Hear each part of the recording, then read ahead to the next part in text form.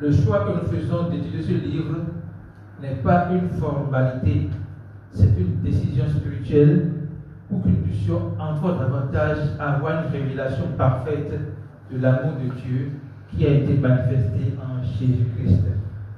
Alléluia. Avant de commencer, je voudrais savoir si tout le monde a ce livre ici. Le message. Ok, donc je pense que tout le monde a ce livre. Nous allons déjà au niveau de la couverture, je lis le titre L'amour, l'ADN de Dieu. L'amour, l'ADN de Dieu. Le choix de ce mot ADN n'est pas anodin, ce n'est pas un choix en l'air. Quand l'auteur dit l'amour, l'ADN de Dieu, il fait référence à une réalité que nous pouvons comprendre. Quand on parle de la filiation sur cette terre, lorsqu'on veut reconnaître que telle fille, tel garçon est l'enfant de telle personne, on dit qu'on va faire le test d'ADN. L'ADN fait référence à des caractéristiques précises de telle personne. Dieu a un ADN et son ADN s'appelle amour. Dieu a un ADN et son ADN s'appelle amour. Et la manière dont on voit Dieu et Dieu s'identifie à nous, c'est lorsque nous avons l'ADN de Dieu en nous. Et comment on peut dire qu'on a l'ADN de Dieu en nous? C'est en recevant l'ADN de Dieu par la foi. Jésus, l'amour manifesté dans la chair, est l'ADN de Dieu qui est venu sur la terre, qui a souffert pour nos péchés, qui a été crucifié et qui est ressuscité le troisième jour. Lorsque nous croyons en cette vérité, nous recevons en nous l'ADN de Dieu de manière instantanée. Dans notre esprit, nous sommes régénérés par le salut de Jésus-Christ qui nous confère l'ADN de Dieu. Alors quand l'auteur dit ici l'amour, l'ADN de Dieu, il est en train de nous préparer à savoir que la manière dont Dieu trouve ses enfants, la manière dont Dieu dit telle personne est mon enfant, c'est lorsque cette personne porte en lui l'ADN de Dieu. Alléluia. C'est que cette personne est née de lui. Et comment est-ce qu'on est né de Dieu? Dans 1 Jean 5, verset 1, on pouvait lire que quiconque croit que Jésus est le Christ est né de Dieu. Donc, ce qui nous fait naître de Dieu, ce n'est pas nos œuvres, ce n'est pas notre moralité, mais c'est Dieu lui-même. C'est notre foi en ce que Jésus est le Christ. Lorsque nous croyons que Jésus est le Christ, nous sommes nés de Dieu. Il n'y a pas de protocole. Lorsque nous croyons que Jésus est le Christ, nous sommes nés de Dieu. Mais quand Jésus lui-même expliquait à ses apôtres, pour les gens, qui dit-on que je suis? Jésus voulait leur révéler que c'est lui le Christ. Parce que jusqu'à ce moment, les gens attendaient le Christ, mais ne connaissaient pas le Christ. Il leur dit, qui dit-on que je suis? Le résumé de leur réponse, c'est que pour les gens, tu es un apôtre, tu es un prophète. Jésus dit non, je ne suis pas que prophète. Et pour vous donc, qui dites-vous que je suis? C'est pour savoir si les apôtres ont tout au moins la révélation de qui il est. Et puis il a répondu, tu es le Christ, le Fils du Dieu vivant. Et il répond à qui dit à Pierre, oui, le Christ va souffrir dans la vie des anciens pour montrer Quand on dit que le Christ va venir, ce que le Christ va faire pour prouver que c'est le Christ là, ce n'est pas faire des miracles, ce n'est pas rassembler de grand monde, non. C'est accepter de payer le prix du péché, qui est la mort à notre place. Et cela passe par la souffrance, la flagellation, la crucifixion à la croix, son sacrifice sur la croix et sa mort et sa résurrection.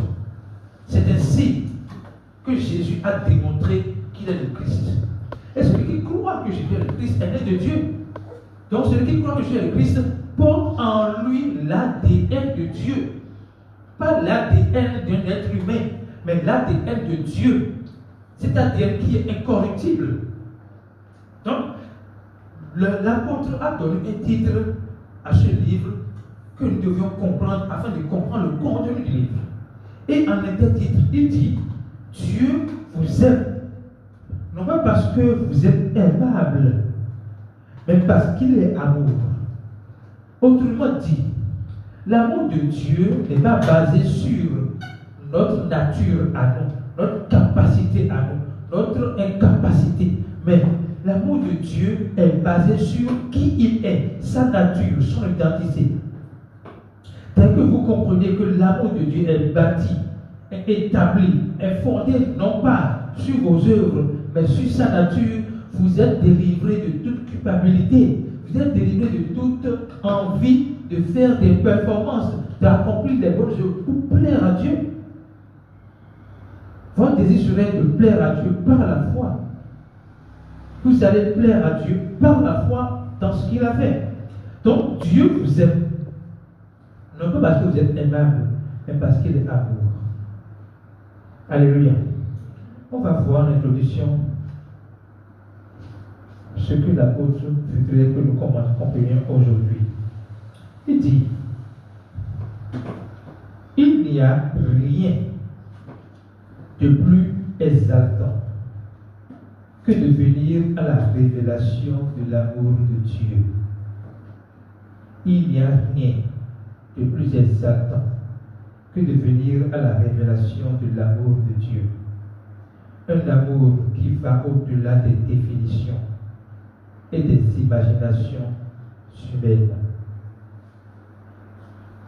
La compréhension de la vraie nature de Dieu est vitale pour quiconque désire vivre une vie surnaturelle et victorieuse. Moi, je suis béni. À un moment donné, j'étais confus dans ma marche avec Christ à cause d'un verset que je ne comprenais pas. À cause d'un verset que je ne comprenais pas, mais qui ne me convainc pas sur la nature de Dieu. Et j'ai couru après les hommes de Dieu, les prêtres, les pasteurs, pour comprendre ce verset. C'est le verset de Job. Tu as donné, tu as repris, que son nom soit béni. Vous allez voir que ce verset revient tout le temps dans les enterrements, comme pour dire aux gens, oui, votre enfant est décédé parce que c'est Dieu qui a choisi de le prendre. Et ça l'est parfois spirituel, mais ça renvoie à l'image de Dieu meurtrier. L'image de Dieu qui décide que quelqu'un souffre. Dieu qui décide que quelqu'un souffre. Il sait que vous aimez votre enfant. Et parce qu'il est Dieu, il est souverain, il vous l'arrache. Mais on dit que non, Dieu a donné, Dieu a repris, que son nom soit béni. Ça sonne faux. Même si c'est dans la Bible. Ça ne sonne pas vrai. En tout cas, comparé à l'amour de Dieu manifesté en Jésus-Christ, ça ne sonne pas vrai. Que Jésus-Christ a dit, je ne suis pas venu pour perdre les âmes, mais pour les sauver. Et qu'on dise que Dieu a donné, qu'il a repris, que son nom soit béni. Alors qu'il a dit, dans Romains, on peut lire que, dans Romains 9, verset 11, ou 11, verset 9, on peut lire que les dons de Dieu sont irrévocables. Les dons de Dieu sont irrévocables. Ça veut dire qu'il n'est pas possible que Dieu donne quelque chose et le reprenne. Ce n'est pas sa nature.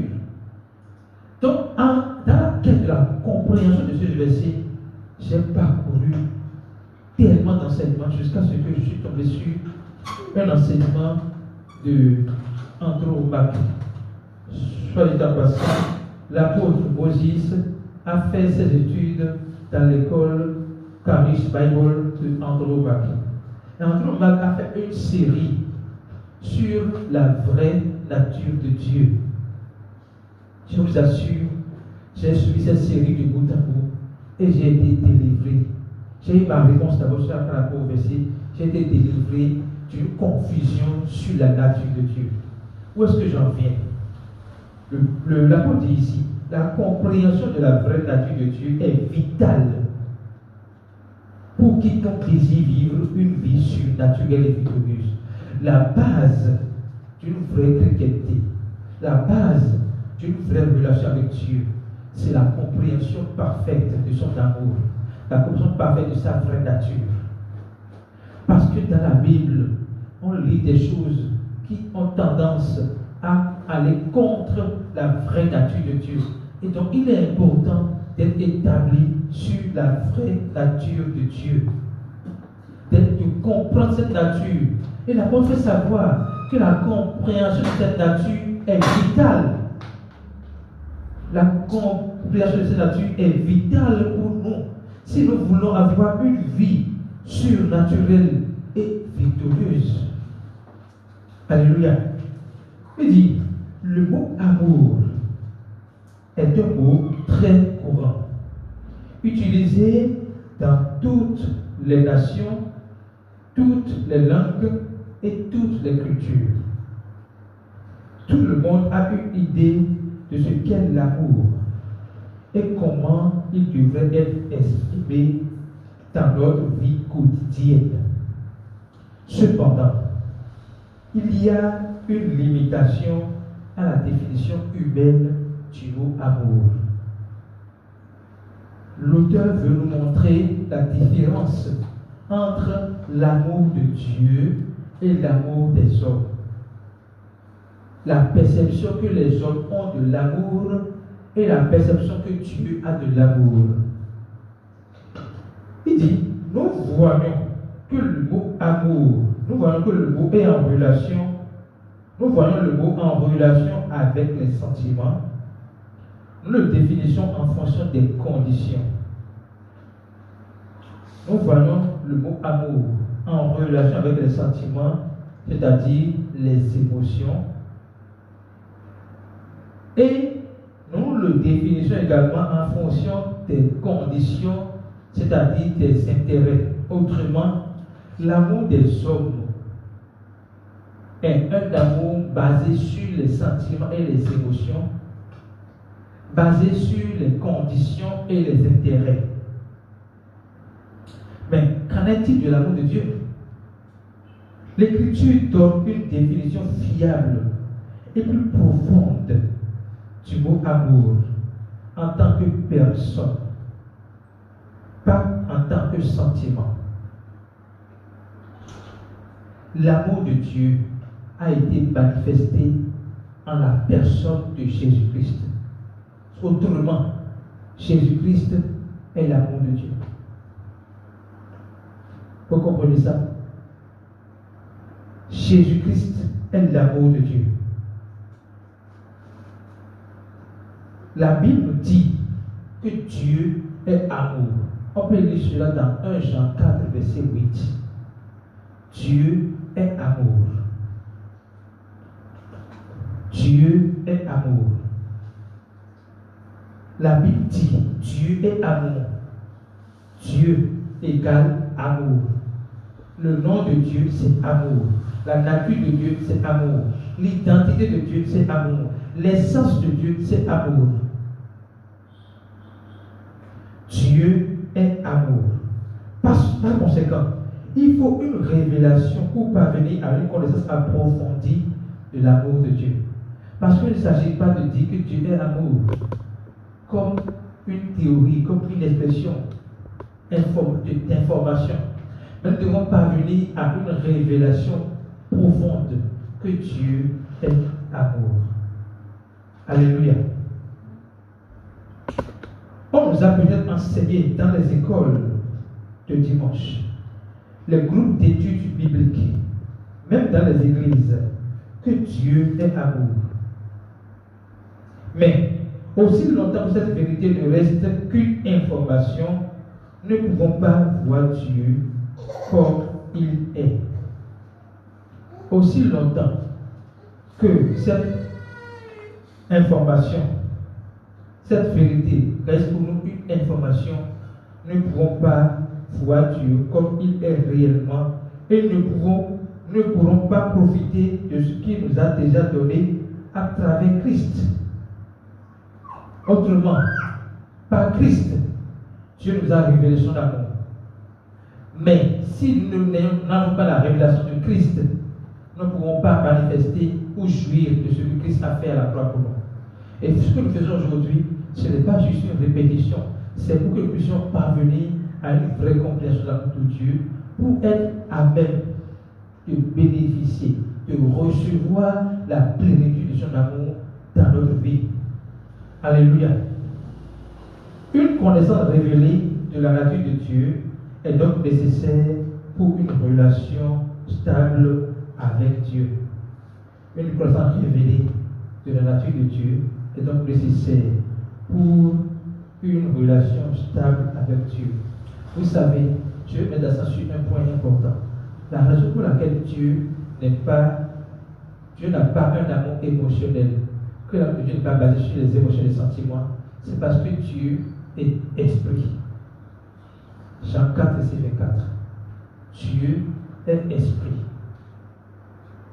Ça veut dire qu'en tant qu'esprit, il n'a pas d'âme. Il n'a pas d'émotion. Parce que l'émotion, les émotions, les sentiments sont cachés dans l'âme. Mais Dieu est esprit. En tant qu'esprit, il n'a pas d'émotion. On ne pouvait pas le rendre content ou le rendre triste. Ce n'est pas possible. Parce que lui, il est esprit. C'est parce que vous avez prié 24 que Dieu va se réjouir dans son cœur. Parce qu'il est esprit. Tu es content. Parce qu'il est esprit, il est amour.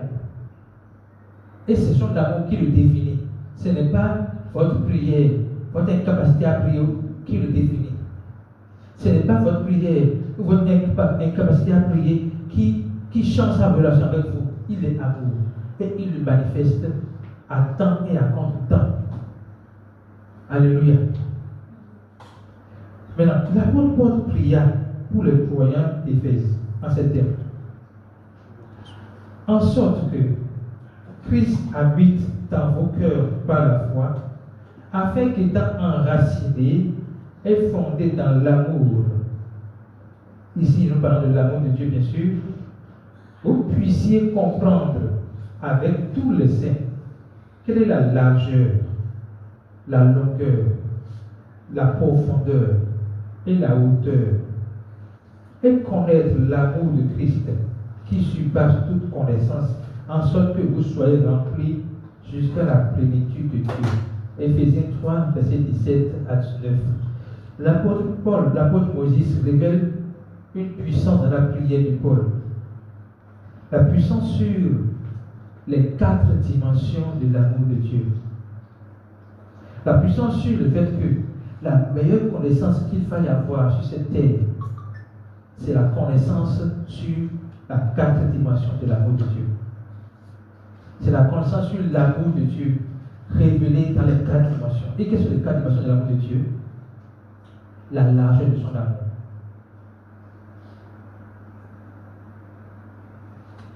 Dieu nous aime, quels que soient nos défauts.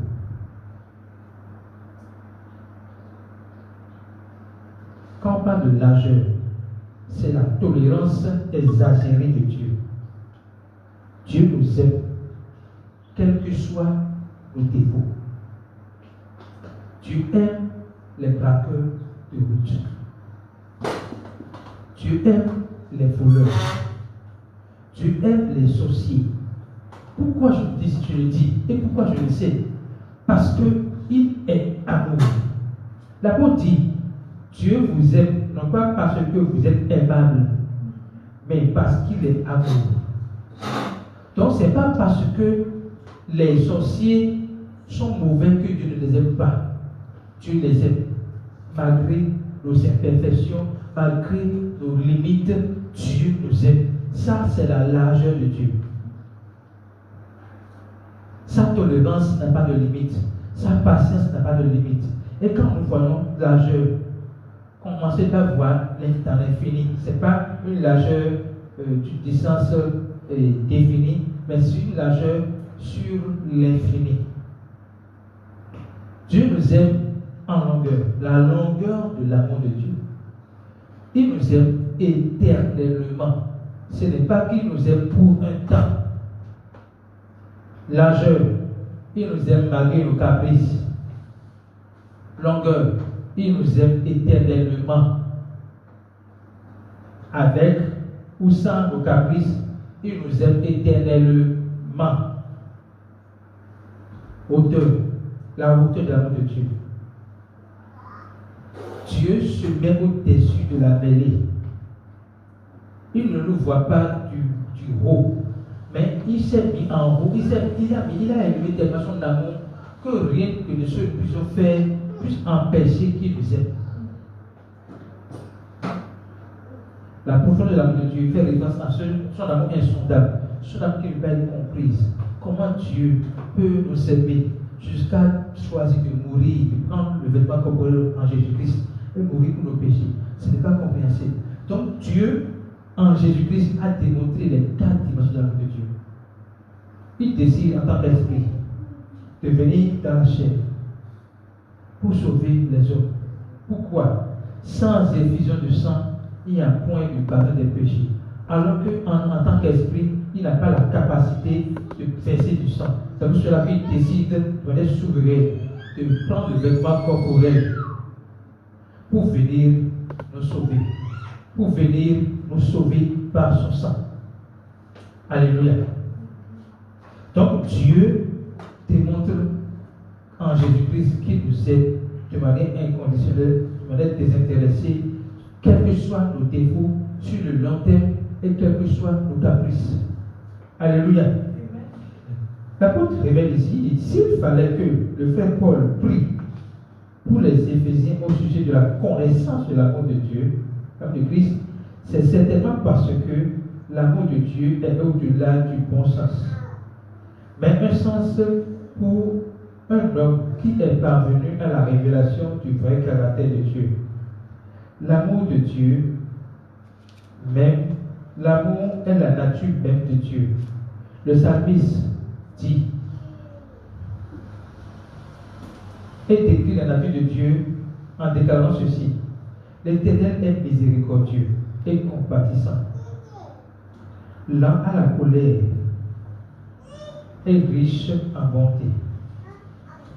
L'Éternel est miséricordieux et compatissant, lent à la colère et riche en bonté. Je voudrais qu'ensemble nous voyions lent à la colère.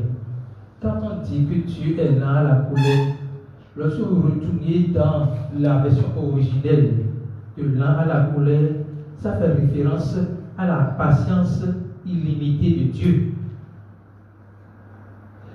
Le verset est en train de montrer que Dieu est infiniment patient, parce qu'en Dieu, il n'y a point de colère. La parole dit, dans 1 Jean 4.1 ou 1 Jean 4.1, je crois, Dieu est lumière, et en lui, il n'y a point de ténèbres. Dieu est lumière, et en lui, il n'y a point de ténèbres. Ça veut dire que quand on parle de colère fait partie des ténèbres. En Dieu, il n'y a point de colère. Et pour que cela soit clair pour nous, nous allons voir rapidement les deux définitions de l'amour de Dieu dans la Bible. Parce que Dieu a pris soin de définition d'amour clairement dans la Bible. 1 Corinthiens 13,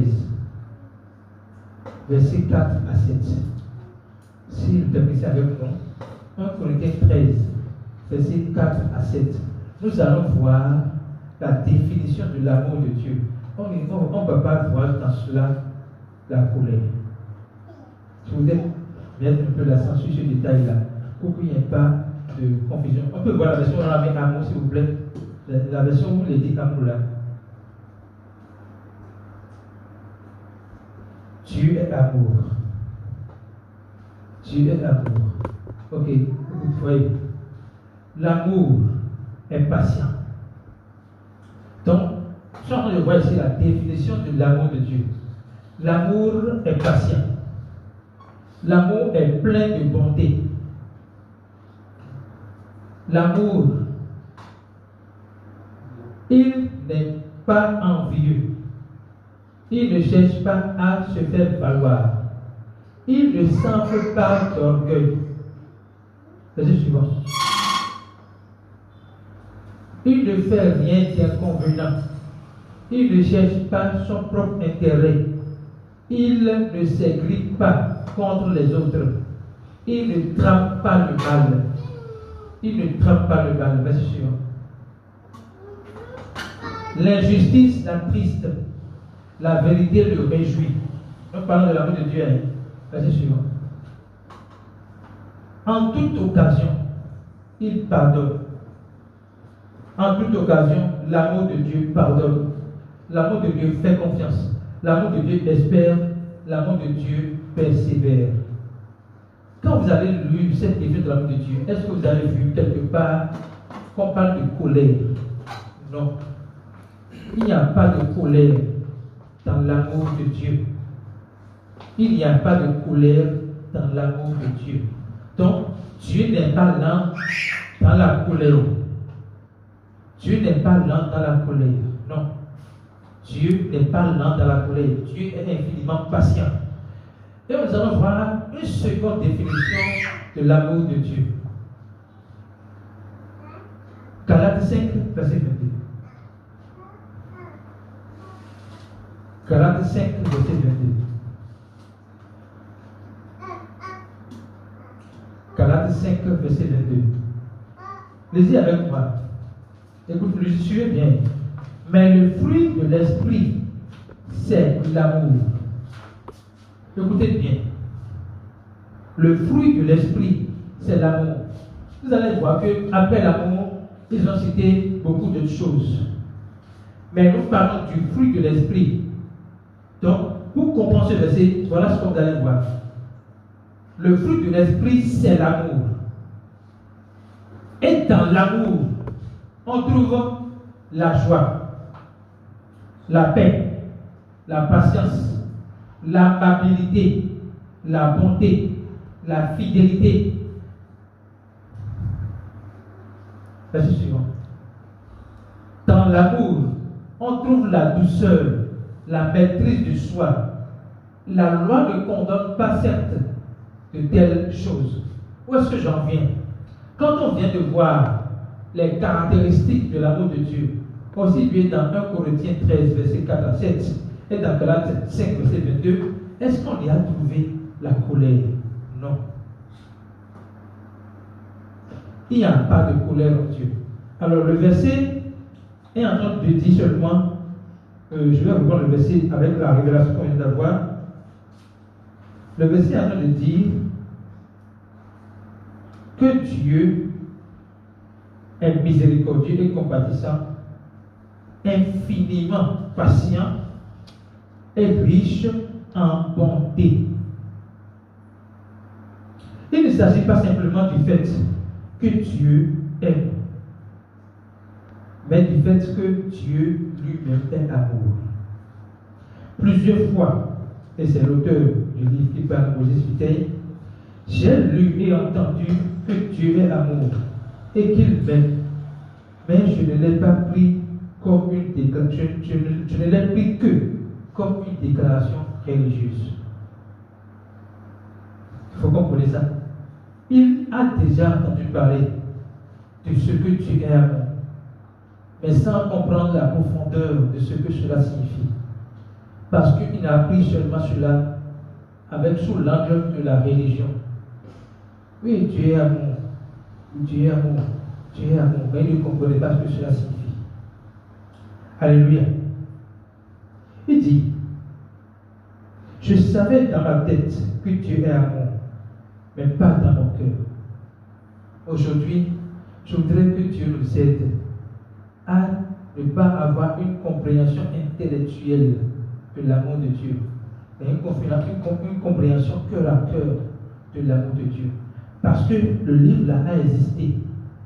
La révélation dans ce livre a existé juste au moment où il a reçu l'amour de Dieu dans son cœur et dans sa tête. Le livre là a existé. Dès qu'il a compris l'amour de Dieu dans son cœur et non dans sa tête. Il dit, j'avais l'habitude de voir Dieu comme un amoureux saisonnier qui m'aime seulement quand je fais des choses bien, mais qui arrête de m'aimer quand je fais des choses mal. C'est ce que la religion nous renvoie.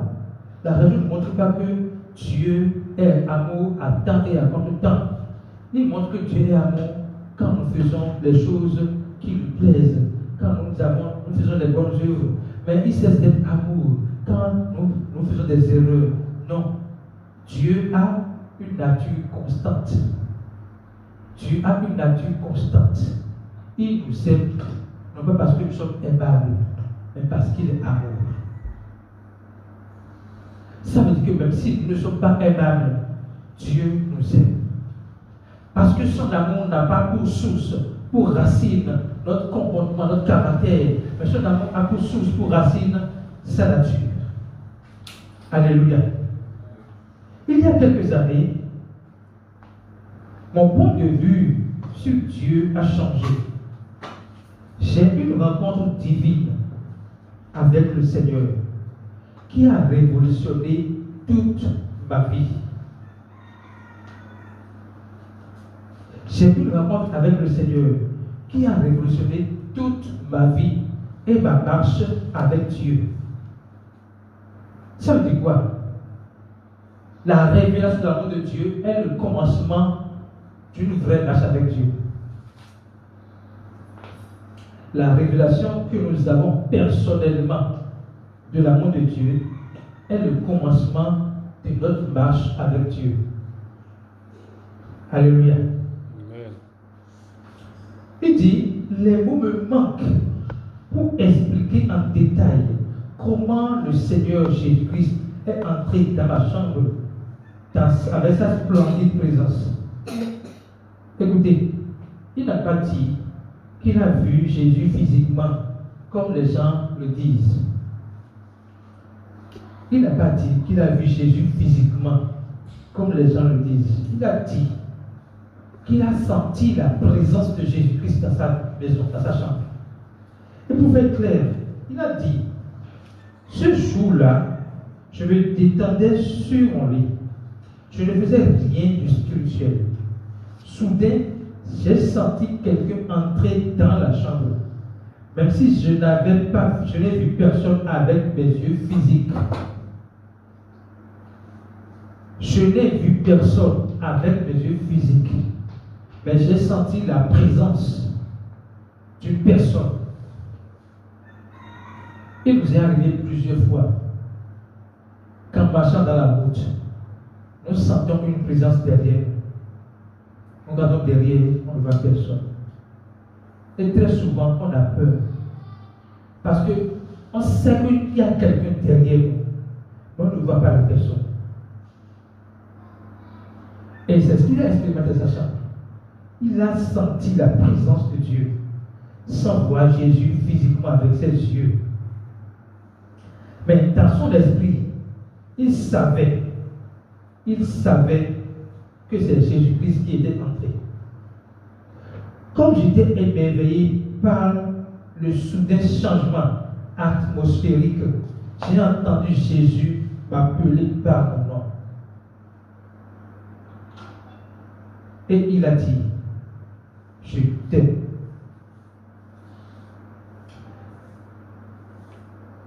Je prie le Seigneur qu'au travers de cet enseignement, nous entendions Jésus nous dire, je t'aime.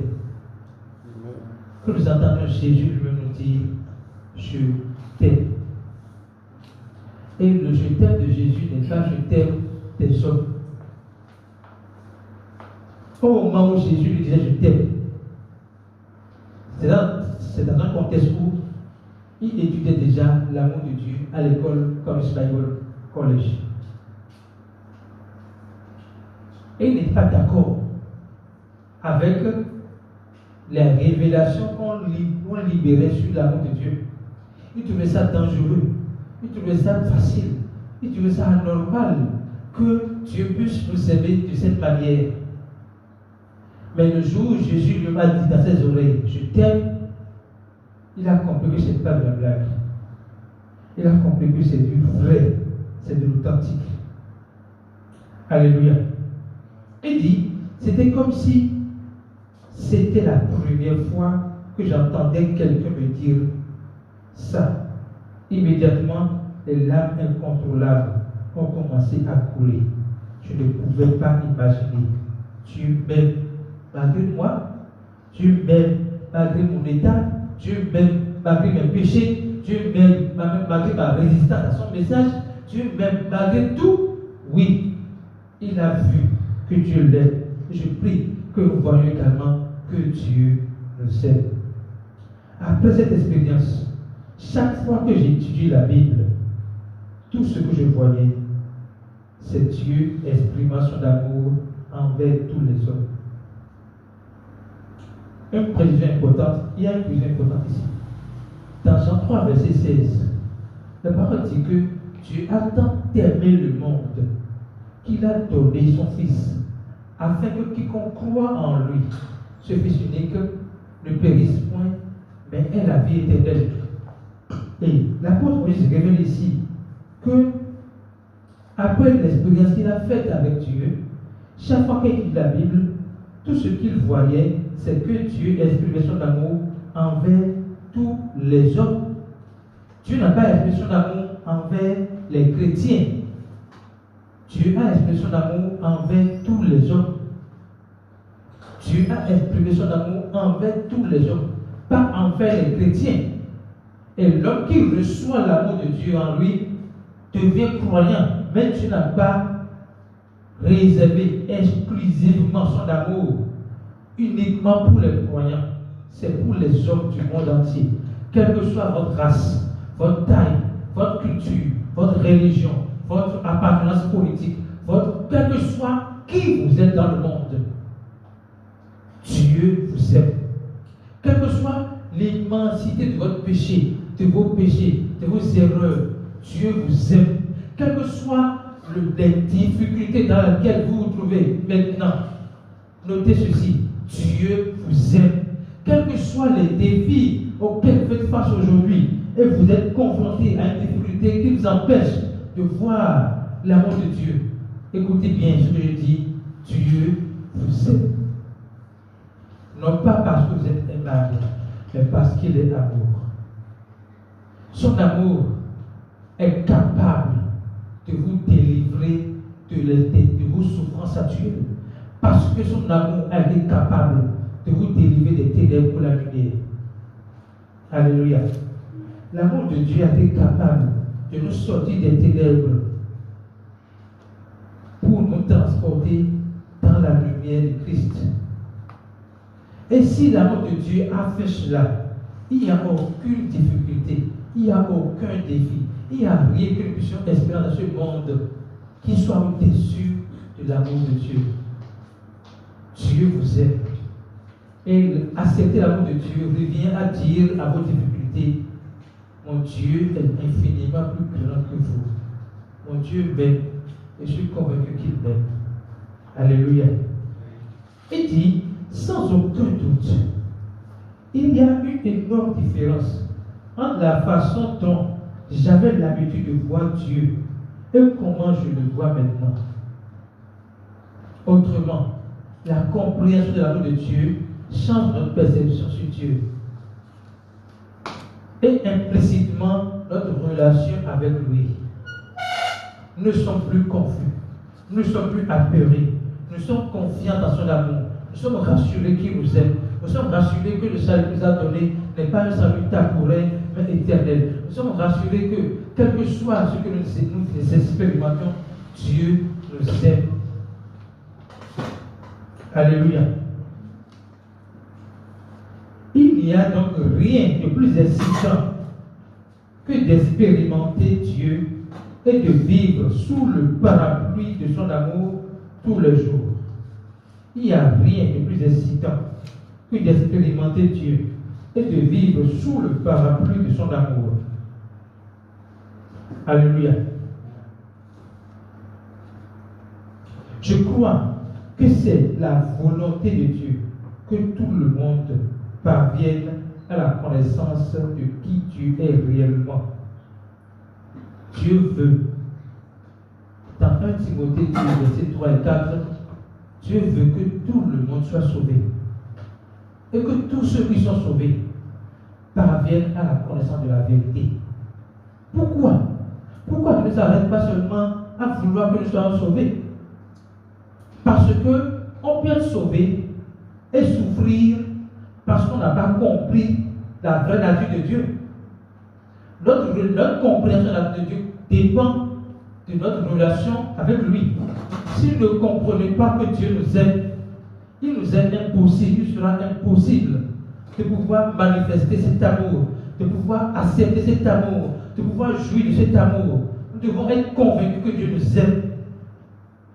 Nous devons être convaincus que Dieu nous aime sans condition, afin de jouir de ce qu'il nous a fait, de la mort pour nos péchés, de sa mort pour nos péchés, de son ensevelissement à sa résurrection. Nous devons comprendre que Dieu nous aime afin de jouir des bénéfices liés au sacrifice qu'il a accompli pour nous. Nous devons comprendre que Dieu nous aime. Et ça va nous aider à être libérés des fausses idées sur Dieu, de la présentation erronée qui a été déjà faite sur Dieu, de la confusion que le monde a sur Dieu. Et l'apôtre finit par une prière. Il dit qu'il voudrait qu'en lisant ce livre, le Seigneur nous révèle sa vraie nature. Dieu veut déjà nous révéler sa vraie nature. Dieu veut nous révéler sa vraie nature. Mais est-ce que nous sommes prêts pour recevoir la révélation qu'il a à nous donner de sa vraie nature? Dieu nous exhorte ce matin à comprendre qu'il nous aime, indépendamment de nos erreurs, de nos bonnes foi, de nos habitudes, de notre moralité. Il nous aime parce qu'il est amour. Il nous aime et il voudrait que nous comprenions cet amour, non pas dans notre tête, mais dans notre cœur.